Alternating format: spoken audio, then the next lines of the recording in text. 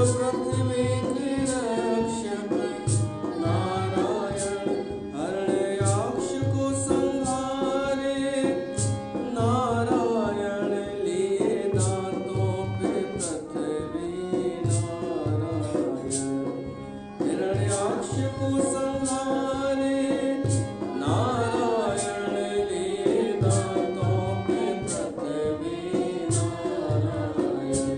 जय जय नारायण नारायण नारायण, स्वामी नारायण नारायण नारायण। जय जय नारायण नारायण नारायण, स्वामी नारायण नारायण नारायण। जय जय नारायण नारायण नारायण, स्वामी नारायण नारायण नारायण।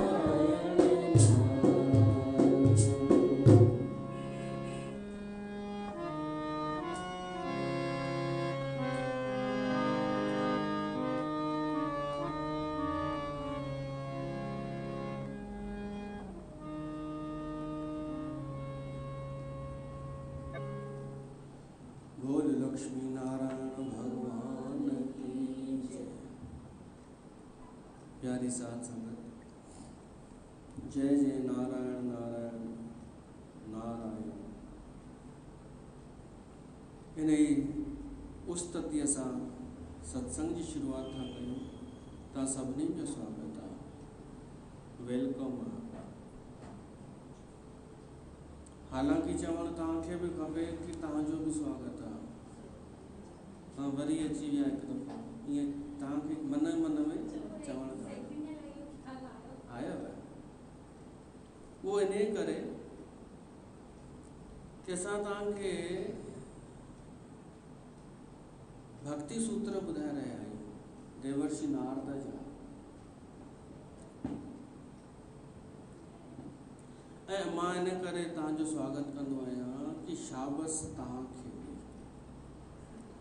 जेके फेसबुक ते बि वेही रहंदा आहिनि ॿुधण जे लाइ, उहे असांखे प्रिय आहिनि, प्यारा आहिनि उहे ॾाढा। छो प्यारा आहिनि? छा मूंखे नोट ॾींदा छा कोई 100 जो या 50 जो? न, दुर्लभ आहिनि। भक्ति सूत्र ते सत्संग ॿुधण वारा दुर्लभ आहिनि। भक्तीअ जी ॻाल्हियूं ॿुधण वारा ई दुर्लभ आहिनि। सत्संग ॿुधण वारा ई दुर्लभ आहिनि। ॿिया त ॾाढा आहिनि, नाटक त ॾाढा आहिनि सत्संग जे नाले ते, पर दिलि सां कोई सत्संग ॿुधे उहे दुर्लभ आहिनि। देवर्षि नारद विरचित भक्ति सूत्र, जंहिंमें असां कल्ह 30 सूत्र ताईं सत्संग कयोसीं। उन में असां इहो ॿुधोसीं ज्ञान ऐं भक्तीअ जे बारे में कि छा फ़र्क़ु आहे। ज्ञान खे भक्तीअ खां ऊंचो ॿुधाइण वारनि जे लाइ आई चर्चा कल्ह कि तूं भली भक्ति न कर, पर तूं भक्तीअ खे कुछ भी न चओ। भक्ति तो कुछ कोन चवंदी तोखे, पर तूं भ्रम न फैलाए कि भक्ति के असां त हाईलाइट कयोसीं, या भक्ति असांजे हुन जे बिना हली थोड़ी सघंदी आहे। इहे ॻाल्हियूं न कर तूं। कल्ह इहा चर्चा हली। तो देवर्षि नारद ज्ञान के बारे में ॿुधाए थो स्पष्ट कि ज्ञान आहे केवल नॉलेज। ज्ञान आहे ज्ञान ऐं भक्ति आहे विज्ञान।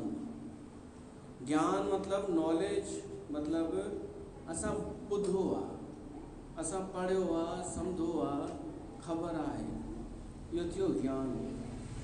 ऐं भक्ति कि जेको तो ॿुधो अथई, पढ़ियो अथई, उहो असां अनुभव कयो आहे, इहो फ़र्क़ु आहे। विज्ञान तो रुगो ॿुधो अथई ऐं तो केवल नाटक कयो अथई, तो नाटक कयो अथई पंहिंजो पाण खे आध्यात्मिक ॾेखारण जो।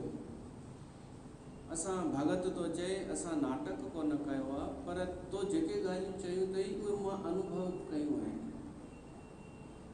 ॿाहिरां तुंहिंजे में थियूं नज़र अचनि, भीतर मुंहिंजे आहिनि। इहो फ़र्क़ु आहे। ज्ञान ॿाहिरि नॉलेज आहे, उहो ॿुधाईंदो आहे ऐसा ये वो वॾियूं वॾियूं ॻाल्हियूं, रस कुझु बि न, आनंद कुझु ई न। वो आनंद महसूस कयो आहे भगत है। तो तूं चई थो कि भक्ति तुंहिंजे ज्ञान जे बिना हली कान सघंदी। तो शायदि इन करे तो चई कि तोखे भगत में आडंबर नज़र नथो अचे। तूं शायदि उनखे तो चई कि असांजो आडंबर थोरो भगत सिखे तो हली सघंदो। न, हुनखे ज़रूरत कान्हे, हुनखे हलाइणो थोरी आहे, हुनखे रस वठिणो आहे, हुन रस वठी वरितो।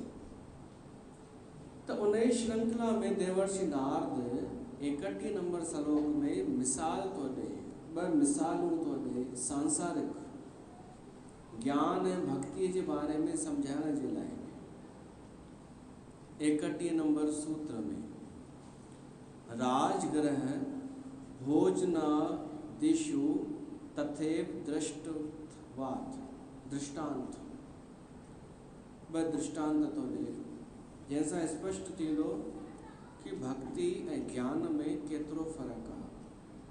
नज़र ईंदा हिकु जहिड़ा ॿाहिरां, बल्कि ज्ञान वॾो नज़र ईंदो ॿाहिरां। ईअं नज़र ईंदो कि भगत त झांझूं पियो थो वॼाए मंदर में वीचारो ग़रीब, ऐं असांजो जलेबी महाराज ॾिस ज्ञान हुनजो, हो केॾो ठाट बाट सां वेहंदो आहे, अच्छी चादर, अच्छी ड्रेस, हे हो माण्हू स्टैंडर। त ॿाहिरां शायदि ज्ञान वॾो नज़र ईंदो,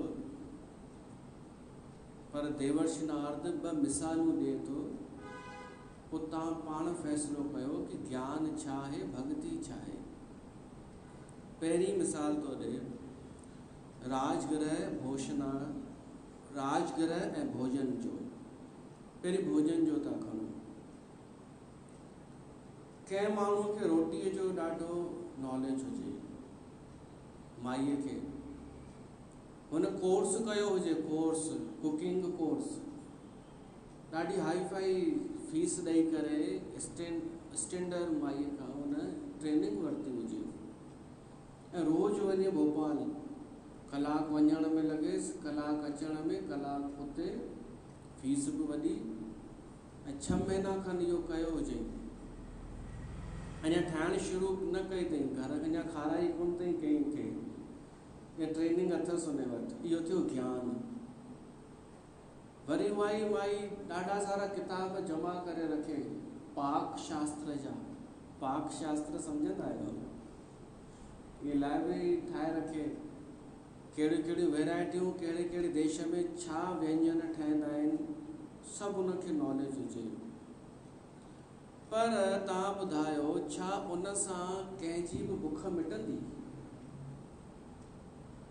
या उन ख़ुदि माई जी बुख मिटंदी? 6 महीननि जो कोर्स कयल ऐं किताब बि पिया आहिनि, ॿियो केॾा ध्यानु ॾे ई नथी। न को हाणे मां भाॼियुनि वारे खां भाॼी थी वठे, छो त मां स्टैंडर आहियां, मां गाॾे वारे खां छो भाॼी वठां। उहा बसि उन में ई वेठी आहे पंहिंजी किताबनि सां गॾु। कोई माण्हू अचे थो त हुनखे किताब थी ॾेखारे, वरी शुरू थी वञे, ख़बर अथई वाङण घणनि प्रकारनि सां ठही सघे थो। का माई रुगो अचेसि ॿुधाइण शुरू कि वाङण जा हेतिरा डिश हिन तरह जी ठही सघे थी। बैंगन भरता, वाङण तरियल, वाङण रस में, ऐं ॿिए बि नयूं नयूं ॻाल्हियूं ॿुधाए करे, बैंगन पिज़्ज़ा, कुझु बि। त हिन सां छा हुन माईअ जो पेट भरजंदो छा? पर अगरि मूर्ख हूंदी त चरी थी वेंदी इन जो नॉलेज ॾिसी करे कि हेॾो नॉलेज हिनखे। पोइ उहा माई ॿाहिरि वञी करे ॿियनि मायुनि खे चए कि हिनखे रोटी ॾाढी सुठी ठाहींदी अथई, ख़बर अथई, जबकि हुन खाराईंसि कोन हिनखे। पर हिन हिकु अंदाज़ लॻायो कि किताब बि पिया हुअसि एॾा ऐं एॾो बढ़ाए चढ़ाए ॿुधाई बि असां ॿुधियूं कोन्हनि, हिनखे नॉलेज त ॾाढो आहे। त हिन जंहिंखे ॿुधायो नॉलेज सुठो आहे, उन वरी छा फैलायो कि ठाहींदी ॾाढी सुठी आहे रोटी। इहो ई पियो थो थिए ज्ञान जे सत्संग में। ॻाल्हियूं ॻाल्हियूं ॻाल्हियूं ॻाल्हियूं कंहिं त ॿुधाए पई छोकिरी कि मां जॾहिं बि सत्संग ज्ञाननि जो ॿुधंदी आहियां त सेम ॻाल्हियूं उहे ई हूंदियूं आहिनि, सेम। पर हलो ही वीचारा नंढा हूंदा, वॾनि वटि बि छा हूंदो, ॻाल्हियूं। न को हुन सां कंहिंजो पेट भरियो आहे, न को कंहिंखे रस आयो, पर सभु चरिया लॻा पिया आहिनि कि अरे ॾाढो होशियारु अथई असांजो दादा, असांजी दीदी, ॾाढो नॉलेज अथई। उन्हनि खे मिले कुझु कोन पियो थो, भ्रम पियो थो पैदा थिए। पर इन जे विपरीत का माई न को हुन कोर्स कयो आहे 6 महीने जो, न को हुन वटि किताब पिया आहिनि पाक शास्त्र जा, पर रोटी ऑटोमेटिक प्रैक्टिस करे करे, महिनत करे करे हुनजे हथ में स्वादु अची वियो आहे। पोइ जंहिंखे बि परोसे थी, चाहे फुल्को चाहे भाॼी, माण्हू खे वणे थो, स्वादु अचे थो।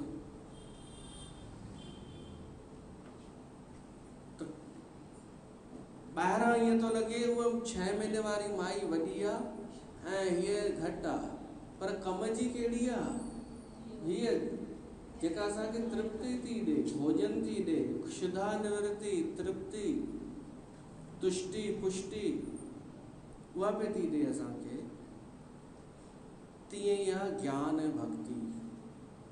असां टिकाणे में वेही करे बाजा दुकड़ वॼाए करे भॻवान जा गुण ॻाए कीर्तन था कयूं, असांजी आत्मा खे भोजन मिली थो वञे, त छा कंदासीं वॾा गादेला ऐं तुंहिंजा ये मैनर्स, तुंहिंजो अनुशासन छा कंदासीं असां? पर मूर्ख माण्हू छा चवंदो कि अरे दिखने में वो ऊंचा लग रहा है। तो देवर्षि नारद हिक त इहा मिसाल थो ॾे भोजन जी, भाव भोजन अमृत कर पाया। बाबा श्री चंद चयो आहे कि भाव ई मुंहिंजे लाइ भोजन आहे। भगवान जो भी भोजन आहे भाव, ऐं भगवान भगत जो भी भोजन आहे भाव, प्रेम। जेको खावे जेको भुंजे तिसका होए उधारो। भक्ति भोजन आहे, ज्ञान भोजन कान्हे। भक्ति भोजन आहे, रस हुन सां मिलंदो आहे। असांजे भगत जे रोम रोम में भगवान जो रस पहुचंदो आहे जॾहिं उहो भगवान सां प्रेम कंदो आहे, जॾहिं भगवान जी भक्ति कंदो आहे, भगवान जूं ॻाल्हियूं ॿुधंदो आहे, त उहो भगवान हुन में समाइजी वेंदो आहे, भगवान भोजन ठही वेंदो आहे। पोइ जेको पचाए सघे, जेको खावे जेको भुंजे तिसका होए उधारो। अमृत नाम ठाकुर का पयो, परमात्मा जो नाम भोजन आहे जिसका सब साधारो। जेको परमात्मा जे नाम खे पचाए सघे ऐं खाई सघे त उहो भोजन आहे, उनखे स्वादु ईंदो आहे, उनखे महसूसु थींदो आहे कि परमात्मा जो सार तत्व मुंह में समाइजे पियो थो। चवंदियूं जलेबियूं भी आहिनि कि हमारे नस नस में ज्ञान है,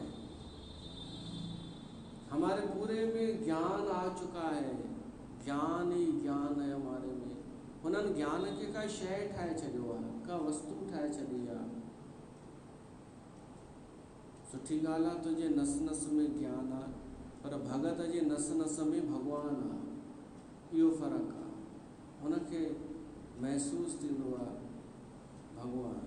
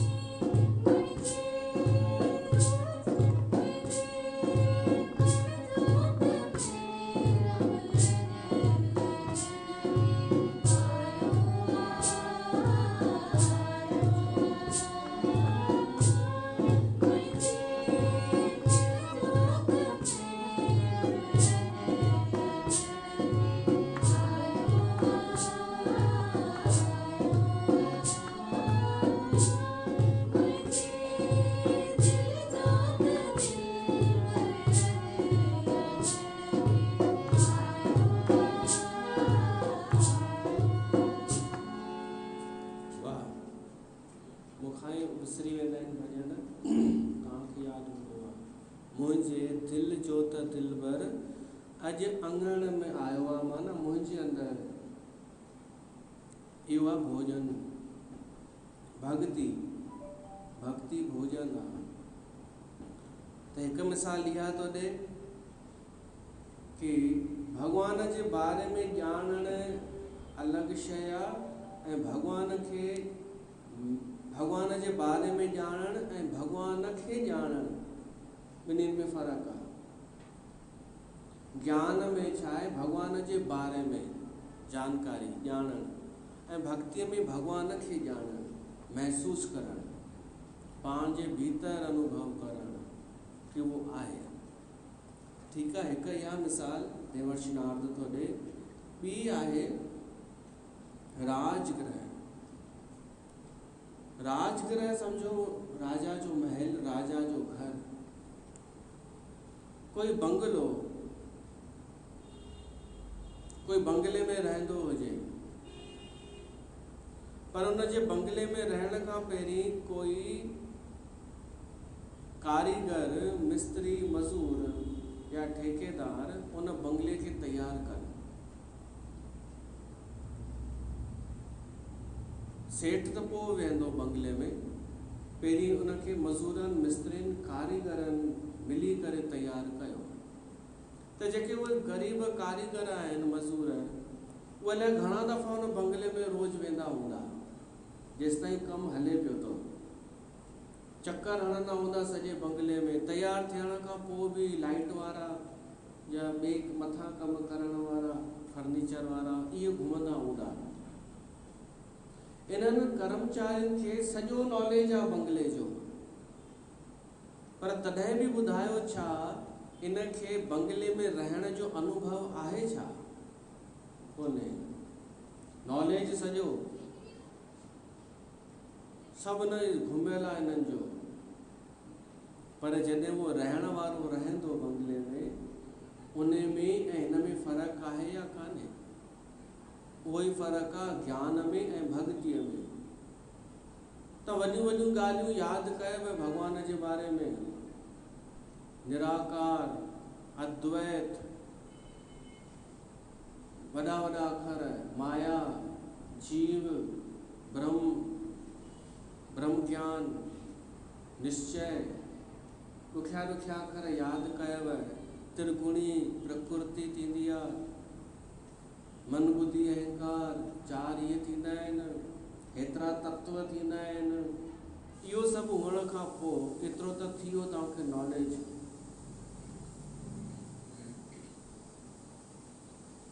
इहो सभु थियण खां पोइ छा तव्हांखे भॻवानु मिली वियो? अहिड़ा त अनेक गली गलियुनि में पिया था घुमनि आहिनि। फेसबुक ते मां ॿुधायांव, असांजे बैरागढ़ में गली गलीअ में ज्ञानी वेठा आहिनि, हर गलीअ में ज्ञानी वेठा अथव। तव्हांजे शहर जो कहिड़ो हाल आहे कमेंट में ॿुधाइजो। हर शहर में इहो ई हाल आहे, सभु ज्ञानी। कहिड़े कम जा इहे गली गलीअ में वेठल ज्ञानी? नॉलेज त आहे, आनंद कान्हे, विश्राम कान्हे, प्रेम कान्हे, ॿधी कान्हे, पाण में ई विढ़ंदा आहिनि पाड़े वारा। त इहो ई नारद ॾिए थो मिसाल कि कोई माण्हू हुजे ग़रीब, पर महल में अचणु वञणु हुजे, उनजो बंगले में ईंदो वेंदो हुजे, सॼो नॉलेज हुजे बंगले जो, ऐं ॿाहिरि अची करे वॾियूं वॾियूं ॻाल्हियूं करे कि हिन सेठ सां मुंहिंजी सुठी आहे ऐं हिन बंगलो सॼो मां घुमियल आहियां, ऐं मथां चए 100 रुपया उधारा त ॾिजां। त तुंहिंजो नॉलेज कहिड़े कम जो? बंगले जो। इहो ई फ़र्क़ु अथव जलेबीअ वारे ज्ञान में ऐं हिकिड़े टिकाणे वारे भगत में।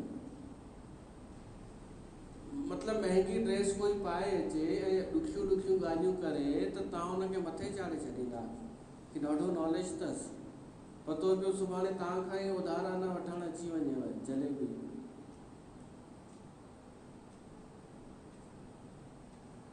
देवर्षि नारद चए थो कि ज्ञान ऐं भक्तिअ में छा फ़र्क़ु आहे। राजगृह भोजनादिषु तथैव दृष्टत्वात्, इहे ॿ मिसाल ॾिना। न तेन राज परितोषः क्षुधा शांतिर्वा, 32 नंबर श्लोक। न को उन सां बुख नाश थींदी, न को राजा जहिड़ो सुख हासिल थींदो।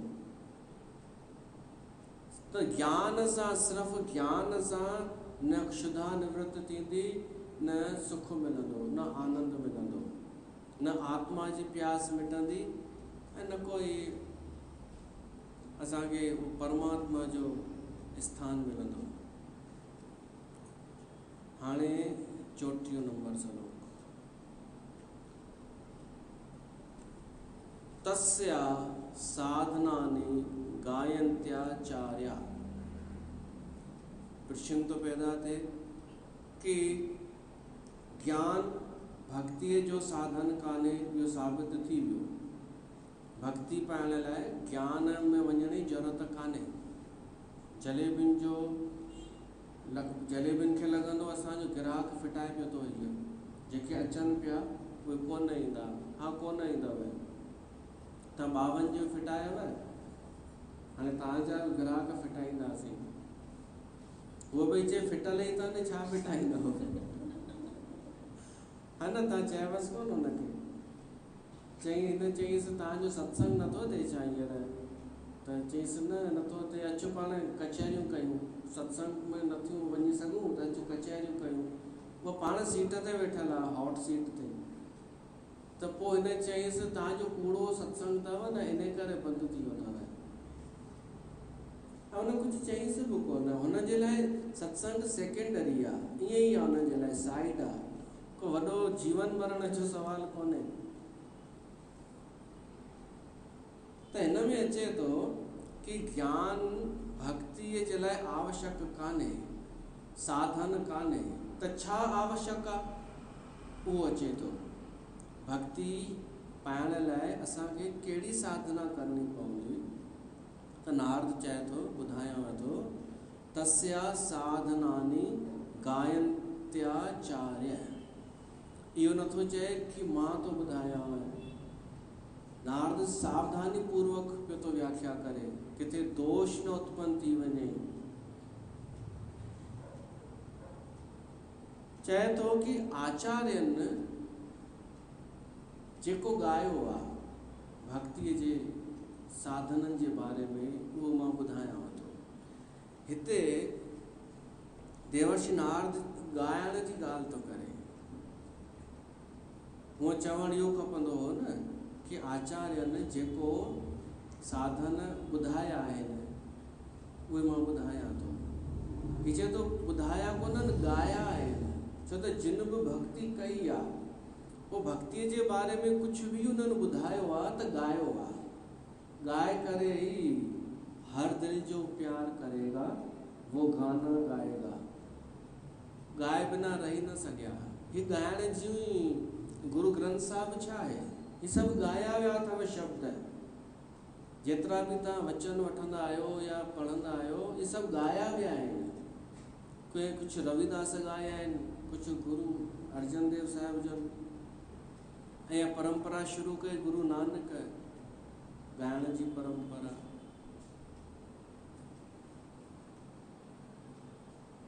गाविए सुनिए मन रखिए भाव। ॻाइण जी महिमा वधीक आहे व्याख्यान खां, प्रवचननि खां। ही जेके गुरु ग्रंथ साहिब जा शब्द आहिनि न, इहे प्रवचन कोन अथव, ही भाव आहिनि, हृदय सां ॻाया विया आहिनि। इन में हिकिड़ो चमत्कार बि आहे गुरु ग्रंथ साहिब जे शब्दनि में। ऐं मथां ॾिसंदा त तव्हांखे अटपटो बि लॻंदो। अगरि कोई ज्ञानी वेहंदो इन्हनि जो हू ॾिसण व्याकरण, त चवंदो का विशेष ॻाल्हि त आहे कान। बसि भॻवान खे भगत चए थो मां तुंहिंजो तूं मुंहिंजो आहीं, सॼो संसार तो ठाहियो आहे। कुझु विशेष ऊची ॻाल्हि त आहे कान। त भगत चवंदसि मां इन लाइ लिखिया ई कान्हनि कि ऊची ॻाल्हि तूं उनखे सर्टिफिकेट ॾी। मां त पंहिंजे भाव हृदय जो भाव रखियो आहे, मां ॻायो आहे। ॻाइण में जेको जेको अखर ईंदो वियो मां विझंदो वियो आहियां। अर्थ तूं वञी ॻोल्ह, पर उहो ई भाव वारो शब्द अगरि कोई भाव सां विश्लेषण करे त अनेक अर्थ निकिरंदा वेंदा आहिनि। हुन ई ॾा कोन सोचा हूंदा लिखण वारे, एॾा अर्थ निकिरी ईंदा आहिनि। जप साहिब ते केॾा अर्थ निकिता आहिनि अलॻि अलॻि वक्ताउनि जे द्वारा। गुरु नानक ई कोन सोचा हूंदा एतिरा। अगरि गुरु नानक खां या इन्हनि भगतनि खां कोई पुछे कि यार ही शब्द अथई, तुंहिंजो गुरु ग्रंथ साहिब में दर्ज अथई, थोरो तूं ॿुधाए असली अर्थ छा आहे हिन जो, तव्हांखे छा थो लॻे, ॿुधाईंदो? हू चवंदव जेॾी महिल लिखूं पिया असां 2 ॼणा हुआसीं, उन्हनि मां हाणे मूंखां त विसरी वियो आहे कि हिन जो अर्थ छा आहे, बाक़ी हिकिड़ो जेको आहे न उनखे ख़बर अथई। तव्हां चवंदा उहो केरु आहे, ॻोल्हियूं उनखे, चवंदव भॻवानु। जेॾी महिल मां ॻायां पियो भाव सां त बसि निकिरंदा पिया वञनि, भॻवानु ई पियो चवाराए, मां चवंदो पियो वञा, उहा वाणी दर्ज थी वई। मुंहिंजो भाव त इहो ई आहे जेको नज़र अचे थो, पर गहरो अर्थ त हुनखे ख़बर आहे कि हुन मूंखां छो चवाराए। ऐं जेको जिज्ञासु हूंदो, जेको भाव वारो हूंदो, उहो अर्थ कढी वठंदो। वो भगत हटी वियो विच मां, पोइ भॻवान पढ़ण वारे जी लिंक जुड़ी वेंदी, छो त भॻवान ई भगत जे थ्रू उहो लिखारायो आहे, त ॻायो वियो आहे। भक्तीअ जी व्याख्या ॻाई वई आहे। ही सूत्र बि ॻाया हूंदा नारद, जेको वॼाईंदो आहे वीणा, उन ते ॻाया हूंदा आहिनि। त ॻाइण जी महिमा आहे। हाणे जप साहिब ते जे गुरु नानक लिखियो सोचे सोचनो होवई, जे सोची लख वार, इन जो अर्थ छा आहे?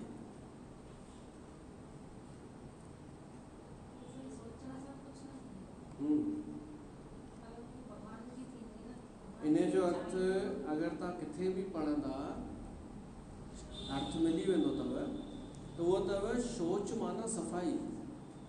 लख दफ़ा बि सनानु करण सां तुंहिंजी शुद्धि कोन थींदी जेसिताईं मन खे शुद्ध न कई।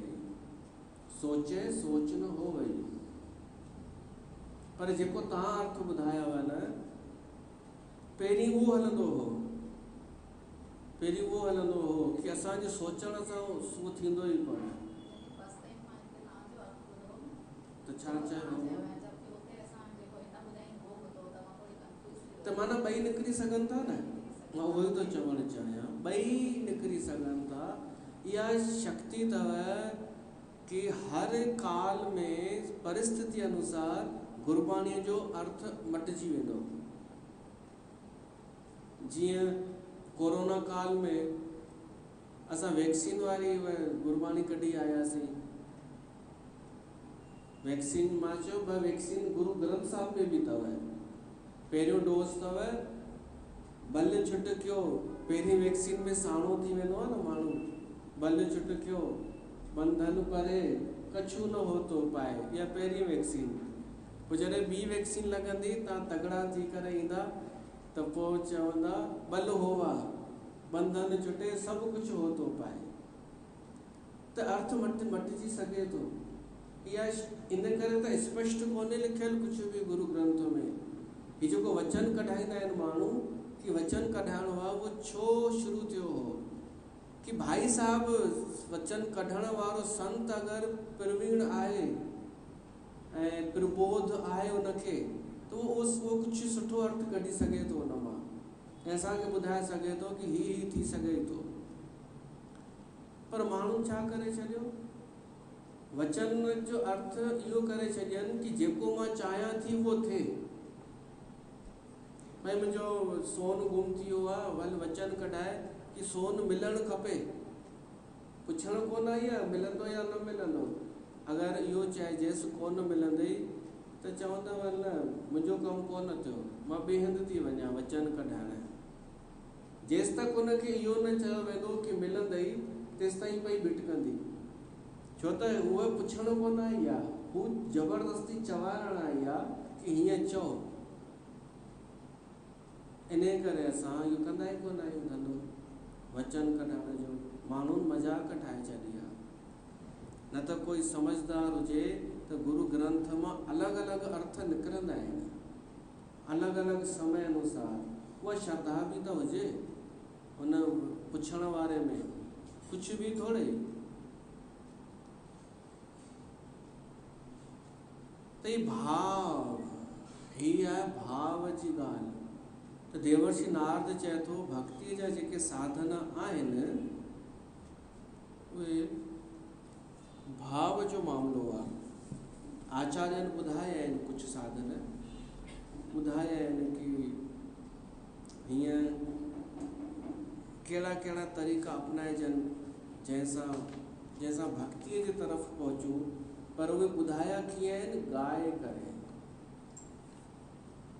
उन्हनि ॻायो आहे त उन्हनि जे हृदय जी फीलिंग ओॾी महिल हीअ रही आहे, प्रसन्नता वारी।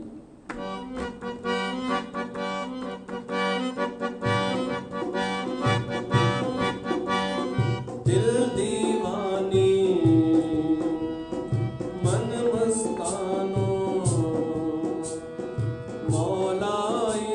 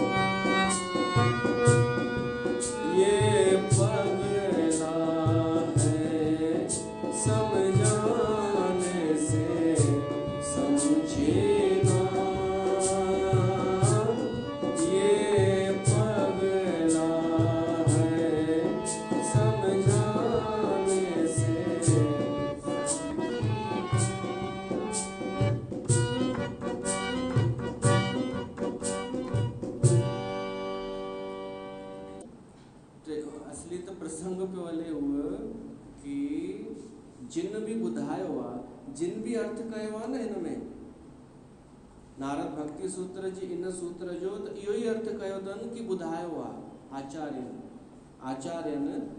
आचार्य जो अर्थ छा थींदो आहे ख़बर अथव? प्रोफेसर, आध्यात्मिक मार्ग जो प्रोफेसर, जंहिं कुझु ॼातो आहे, जंहिं स्टडी कई आहे ऐं सम्झाइण जंहिंखे ईंदो आहे। प्रोफेसर पढ़ाईंदो आहे न, जंहिंखे सम्झाइण बि ईंदो आहे, उहो आचार्य आहे। त जिन आचार्यनि भक्तीअ जे बारे में ॿुधायो आहे, साधन ॿुधाया आहिनि, उहे मां तव्हांखे ॿुधायां थो। त जिन बि अर्थ कयो आहे त इहो ई अर्थ कयो आहे कि आचार्यनि उन भक्तीअ जा साधन ॿुधाया आहिनि। पर हिन में ॿुधाया थोरी लिखियलु आहे, हिन में लिखियलु आहे गायन्त्याचार्य, ॻायो आहे उन्हनि आचार्यनि। त इन करे मां हेॾा हली वियो कि ॻायो वियो आहे, गुरु ग्रंथ साहिबु ॻायो वियो आहे, चौपायूं ॻायूं वयूं आहिनि ऐं उन अवस्था में ॻायूं वयूं आहिनि जॾहिं हृदय पूरी तरह भक्तीअ सां सराबोर थी चुको हो। तो साधन कहिड़ा आहिनि असां उहे ॿुधूं। 25 नंबर सूत्र, पहिरियों साधन, तत् विषय त्यागात संग त्यागाच। 2 शयुनि जो त्याग करणो पवंदव भक्ति पाइण लाइ, भक्तीअ जो सुख पाइण लाइ, भक्तीअ जो आत्मिक आनंद पाइण लाइ तव्हांखे विषयनि जो आनंद छॾणो पवंदो। विषयनि जो सुख, उहो सुख आहे बि कोन, पर उहो छॾणो पवंदो। तॾहिं त हू इंतज़ारु पियो थो करे, हू सुख वॾो।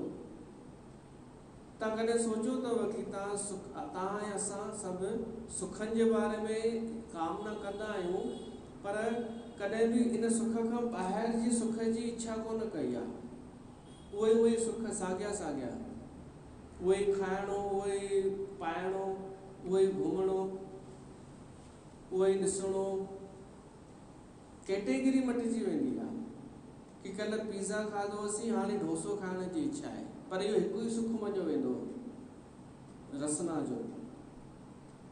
कल्ह हेॾां घुमण वियासीं, अॼु सुभाणे हेॾां वेंदासीं, त मटिजी कोन वियो कोई सुख, उहो हिकिड़ो ई पिया था चाहियूं। इन खां कॾहिं ॿाहिरि जे सुख जी कल्पना बि कोन कई आहे पाण। इहे ई सुख ॾिसंदा आहियूं न असां जीवन भर, हिकु ई जहिड़ा साॻिया साॻिया, बसि पैकिंग मटाए ॾिस, उन ई सुख जी पैकिंग मटाए ॾिस कि ये वो है, नया नया आया है, हूंदो उहो ई आहे। भक्ति जेका आहे हिन विषय सुखनि वारो सुख कान्हे, वो आत्मिक सुख आहे, वो आनंद भीतर मां ईंदो आहे। त भीतर जो आनंद तॾहिं पाईंदासीं जॾहिं ॿाहिरियों सुख छॾींदासीं, त्याग कंदासीं विषय वारे सुख जो। तत् विषय त्यागात। हींअर के थोड़े बि माण्हू ख़ुशि थी वेंदो आहे, ड्रेस पाते ख़ुशि थी वई, गाॾी वरिती आहे ख़ुशि थी वई, गाॾी हलायई, चइनि माण्हुनि ॾिठो ख़ुशि।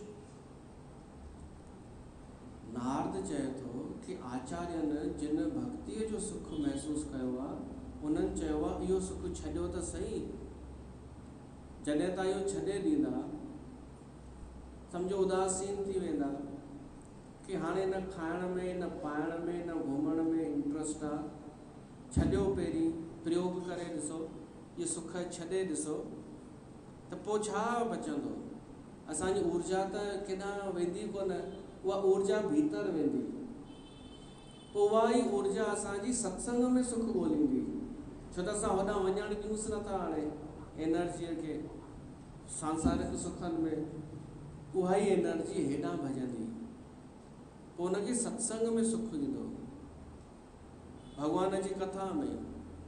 उनखे पाबंदी जीअं लॻाए छॾियूं असां पंहिंजो पाण खे कि हीउ सुख कोन हाणे वठिणो असांखे, फालतू हेॾा साल थी विया, हाणे असांखे खपई त हीउ अथई, न त छॾ वेठो हुज, ईअं चओ पंहिंजो पाण खे, खपई त हीउ अथई सत्संग। पोइ हिकु ॾींहुं अहिड़ो ईंदो जो बिसर गई सभु तात पराई, जब ते साध संगत मोह पाई। ऑटोमेटिक तव्हांखे पोइ कुझु वणंदो ई कोन संसार जो, पराई पचर जहिड़ो को सुख आहे ॼण संसार में, उहो बि छॾाइजी वेंदो, उहो बि छॾाइजी वेंदो। बिसर गई सभु तात पराई। भॻवान जो कथा, भॻवान जो भॼन, भॻवान जा गुण, इहे वणणु लॻंदा असांखे, इहे प्यारा लॻंदा।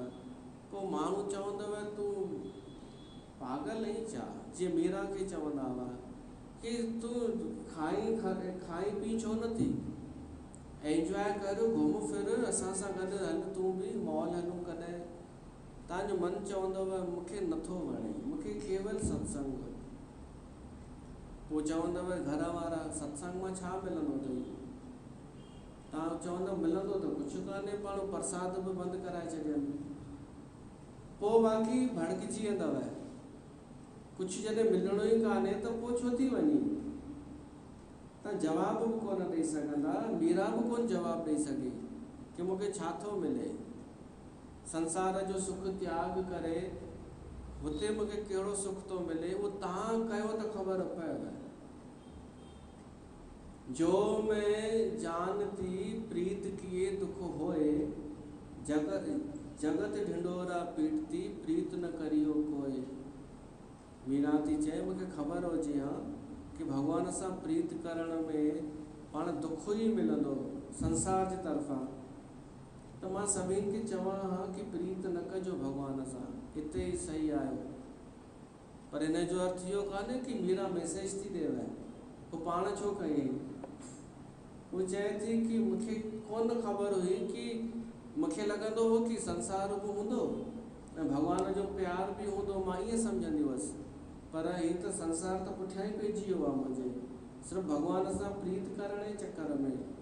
पोइ तॾहिं बि छो नथी तूं छॾे ॾी भॻवान खे? त चवंदी हाणे त छॾाइजण वारो कान्हे। उहो अहिड़ो सुख आहे, अहिड़ो आनंद आहे भॻवान जी प्रीत जो ॿुधाए नथो सघिजे, बसि महसूस ई थो करे सघिजे। हिकु त कुझु बि डिसाइड कोन हूंदो आहे कि कहिड़ो भॼन ॻाइणो आहे या न ॻाइणो आहे या छा करिणो आहे। त हिकु कलाम ॻाया, कलाम था ॻायूं। कलाम जो अर्थ अथव जिन भॻवान सां प्रेम कयो आहे, जिन भॻवान जी भक्ति कई आहे, उन जी राह ते हलिया, नज़र बि कोन पियो थो अचे पर तब हली रहिया आहिनि। कलाम अथव, सम्झ में अचेव त ठीकु आहे, न अचेव त मां सम्झायांव थो।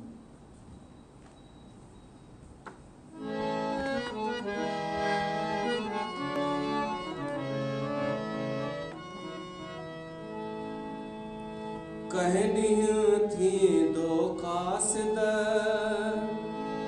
महबूब साण मेलो, महबूब साण मेलो, महबूब साण मेलो। कहे ॾींहुं थींदो कासिद महबूब साण मेलो, महबूब साण मेलो, महबूब साण मेलो। कासिद ख़बर ॾे खोले, गोयूं या हो थो ॻोल्हे। कासिद ख़बर ॾे खोले,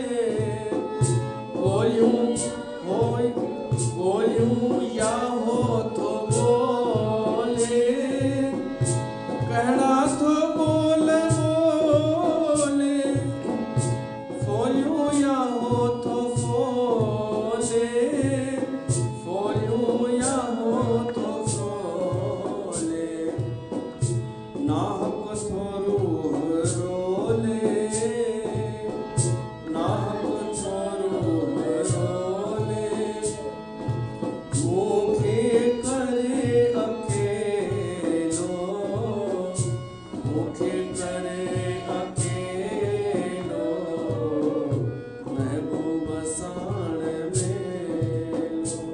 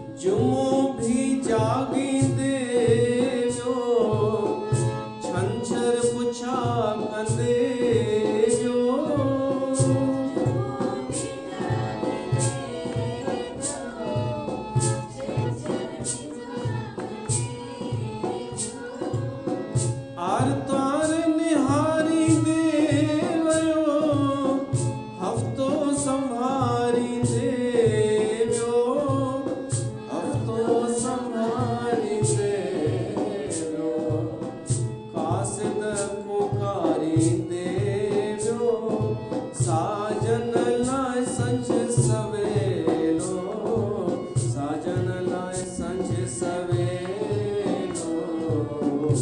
महबूब साण मेलो अंजाम होत ईंदुस ईंदुस ऐं तोखे नींदुस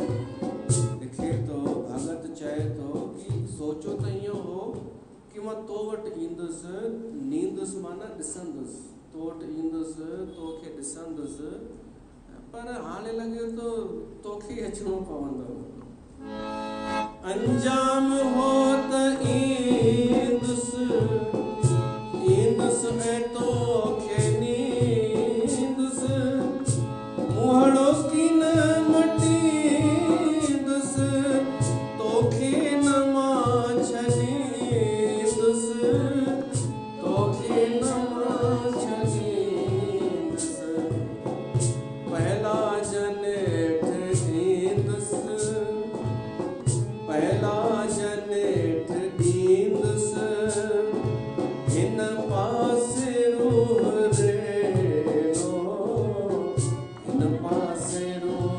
रेलो महबूब साण मेलो त हिकु भगत जो भाव आहे कि जंहिं संसार जा सुख त्यागे छॾिया ऐं उनखे भॻवान जे हिन राह ते हलण में कोई सुख कोन पिया था मिलनि पर आनंद मिले पियो थो